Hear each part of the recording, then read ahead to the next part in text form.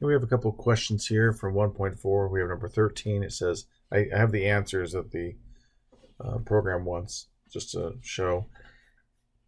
So given f of x is 1 over x minus 4 and g of x is 12 over x plus 2, what is f of g of x? So f of g of x is going to be f of, well, g of x is 12 over x plus 2. So this part here, this 12 over x plus 2 is going to go in place of the x there. So that's going to be, excuse me, 1 over 12 over x plus 2 minus 4. And now our job is to clean this up. And the best way, I think, to clean this one up, and it probably should move, well, I'm going to come down here where I have more space. So I have 1 over 12 over x plus 2 minus 4. And if I multiply everything,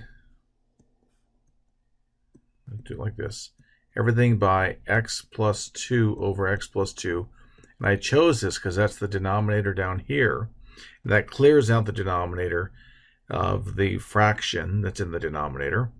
We have a nice complex fraction there. It gives us an x plus 2 on top.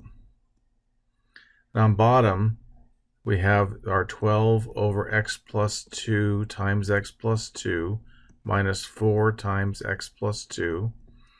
And this divides out. And so in this step, I just distributed the x plus 2 here. So I have the x plus 2 on top. Then I have my 12 minus.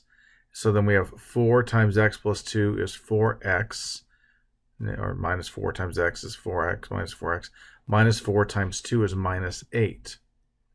So if we simplify it, we have x plus 2 over that negative 4x, and 12 minus 8 is 4. So that's how we get this answer here. And the next question is, what is the domain of the function? And so just from the beginning with this g, that x plus 2 means, x plus 2 is 0 when x equals negative 2. So negative 2 cannot be in the domain. That's why we see here that's been excluded. And then we want to look for this expression, negative 4x plus 4. Where is that 0?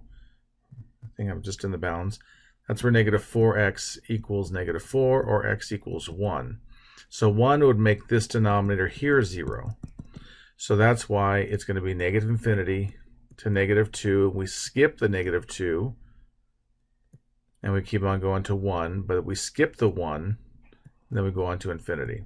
And that's how we got this, this set of intervals. And I'm going to also in this video look at 14. So 14 says find the composite function g of f of x. So in this, we're looking at g of f of x, or g of f of x is the square root of x minus 5. So this expression is going to go in place of the x there. So what is g going to do? It's going to take that square root of x minus 5 and square it, and then subtract 6. So the square root of x minus 5 squared is x minus 5 minus 6. And that's where we get our x minus 11.